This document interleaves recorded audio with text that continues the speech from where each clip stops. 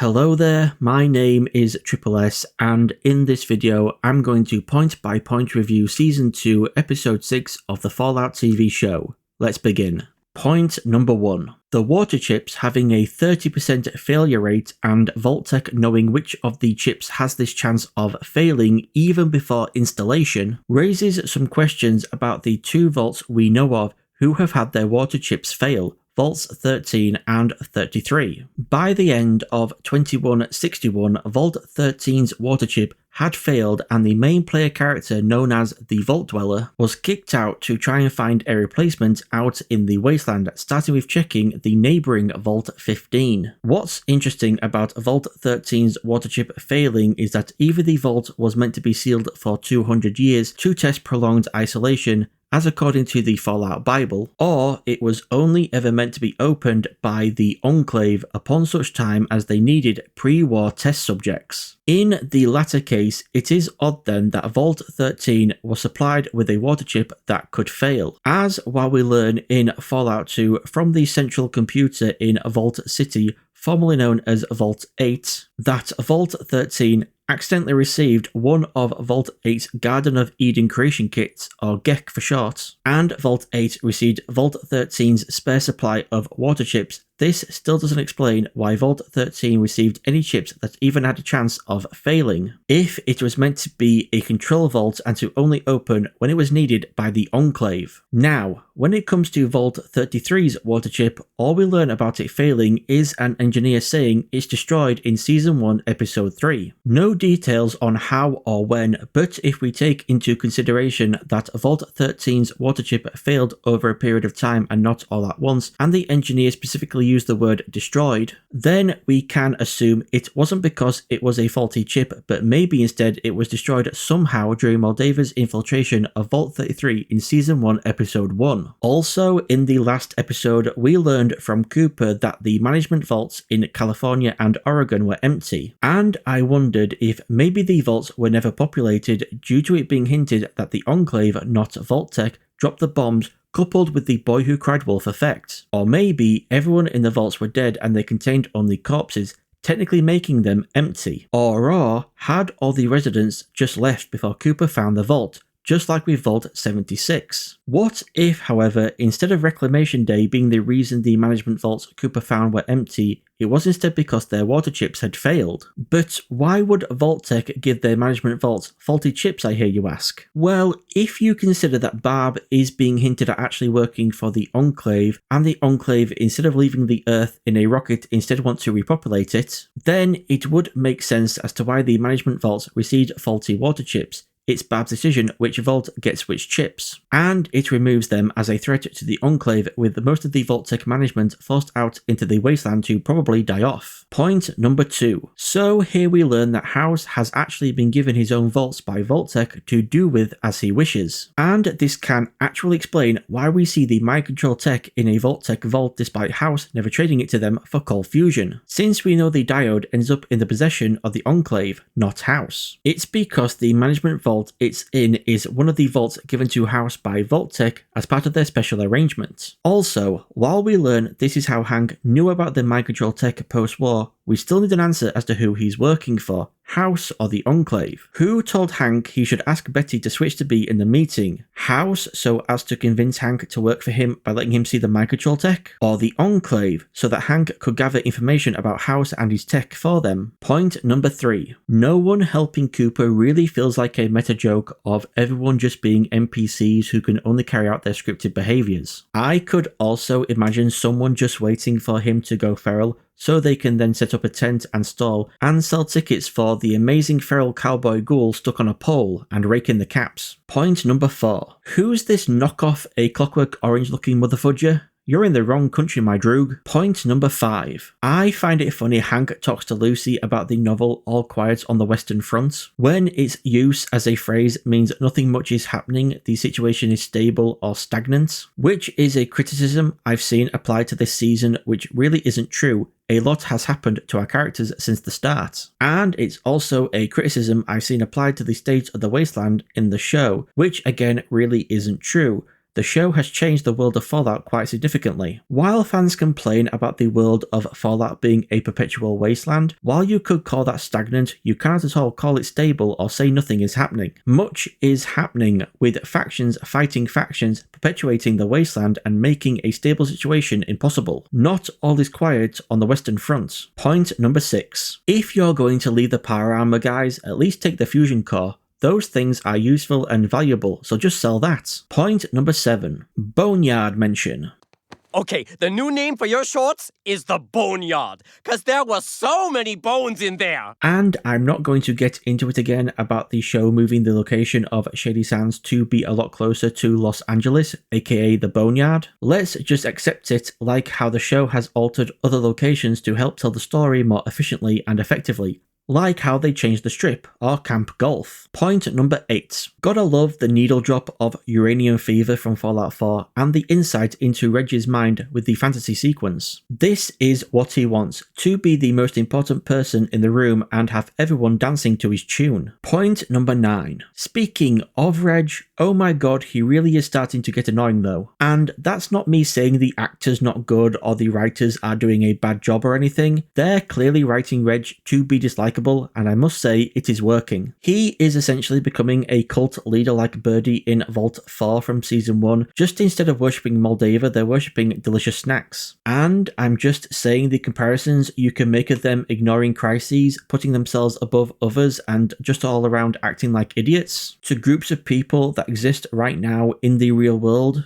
You know, I'm just saying. Point number 10. Oh, fudge. Woody's gone missing? Is he at Al's toy barn again? No, but seriously, if they write out Woody, that'll be such a shame because that actor and character are so good. I wouldn't join Reggie's cult, but if Woody had a cult, I'd definitely join. Point number 11. As well as the marriage poster and Davey looking for his copy of Dean's Electronics, we can also see the perk images for Sniper, Ninja, Action Boy, and what looks like Educated. Point number 12. After the tease of a super mutant arm in Season 1, Episode 2, we finally get a full-on super mutant. I would say see a full-on super mutant, but we don't really see much since he's wearing that Frankenstein's monster-style cloak, which works thematically. And if you're wondering why the super mutant sounded and looked so familiar, it's because it's the voice and face of motherfudging Ron Perlman. The first voice you hear with the opening narration and over the closing slides in Fallout, Fallout 2, Fallout 3, Fallout New Vegas, Fallout 76, and Fallout Tactics. And while he didn't do either for Fallout 4, he did do the voice of the newscaster on the TV at the start of the game. Now, the big question, is this super mutant a character we have met before? And on the Fallout subreddit, the super mutant Marcus has been brought up a lot as a possible candidate. Marcus, a super mutant from the games Fallout 2 and Fallout New Vegas, who used to be a part of the Master's Unity army from Fallout 1, and strongly believed in mutant supremacy and all humans should be dipped in green goo to forcibly evolve them into more perfect beings. That is until the Master was killed by the Vault Dweller, and wandering the wastes, Marcus met the Brotherhood of Steel Knight, Jacob. The two fought for a while until they realised it was pointless, and they became friends, with Jacob deciding to leave the Brotherhood. On their travels, they began to amass followers, both human and mutant, looking for protection, and eventually founded the town of Broken Hills near a uranium mine.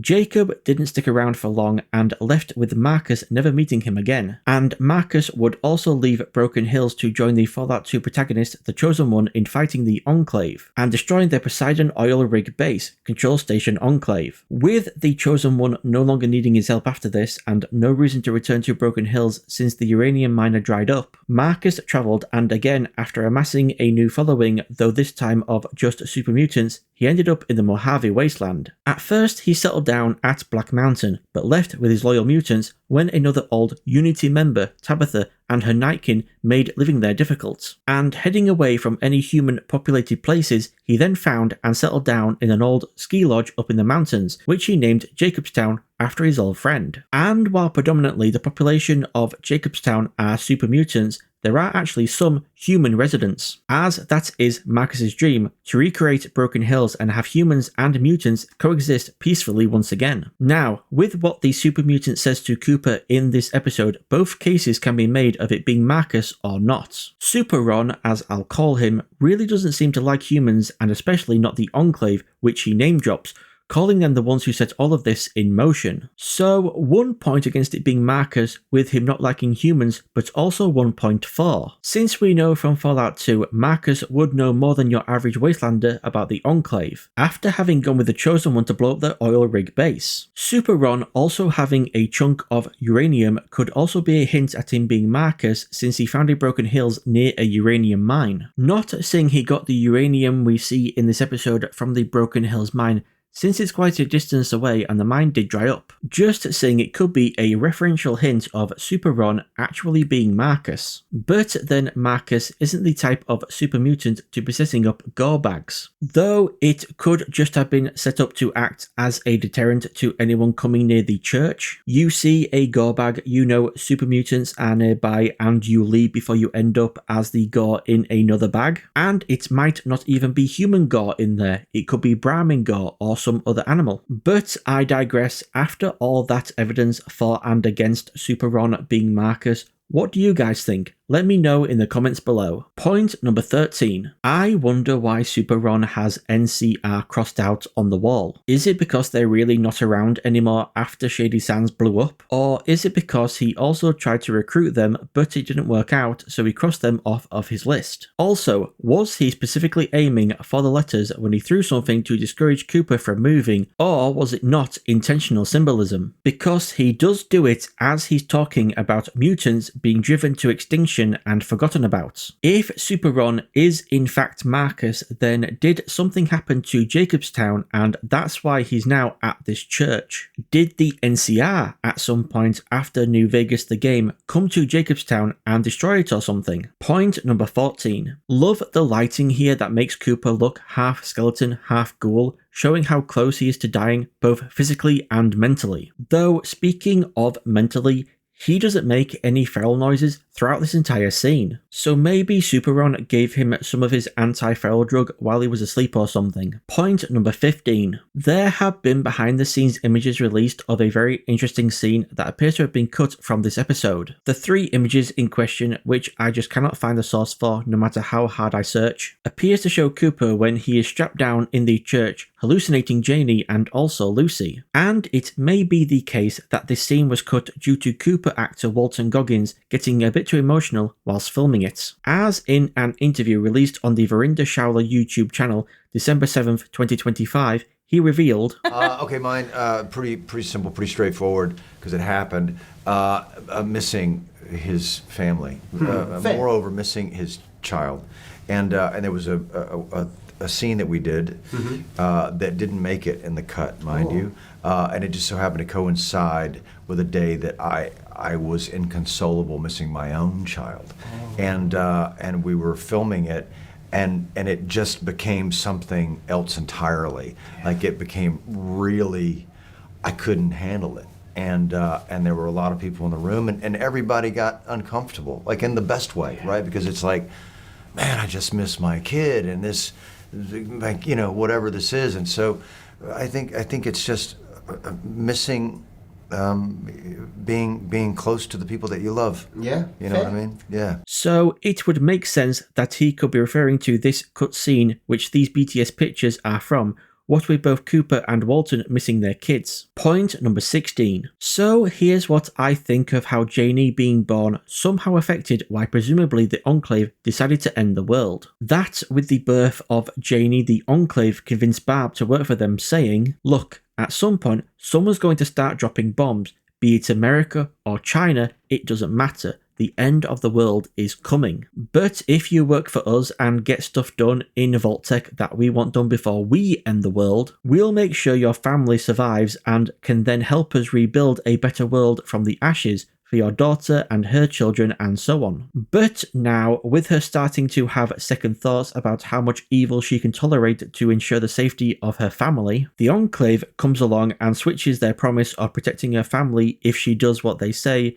to that they will now kill her family if she doesn't. As they say, the road to hell is paved with good intentions. Point number 17. Funny story, a few days before this episode, I was hanging out with friends and talking to one who is a massive Fallout fan like me, and I said to him, what with all these hints towards the Enclave returning, I wonder if we might end up seeing Wilsig again, like flashbacks to when he was at the Enclave base in Season 1. Well, call me goddamn Nostradamus, because who do we see in the lift with Barb but none other than Wilsig himself? And he's another character we can add to the list of being from pre-war. We find out he once had a family, and I'm wondering if maybe his situation ended up being the reverse of the Howard families. With Janie and Barb seemingly going into cryopods while Cooper didn't, what if Wilsig went into a cryopod, but his wife and whatever kids he may or may not have had didn't? I also noticed him specifically saying the company rather than the Enclave, which reminded me of Betty also specifically saying the company to Steph in Season 2, Episode 4 rather than Vault-Tec. With Hank also possibly working for the Enclave if not for House, could it be that all those close to Barb in Vault-Tec were also Enclave agents unbeknownst to her? Point number 18. I saw a lot of people confused about the order of these flashbacks on the Fallout subreddit, about how can Cooper tell Barb he heard her say war never changes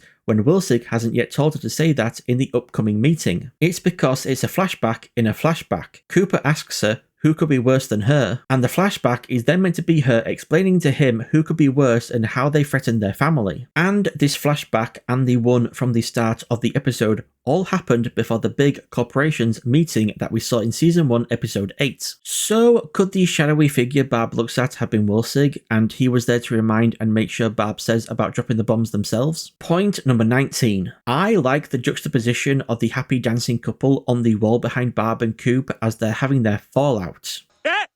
He said it! He said it!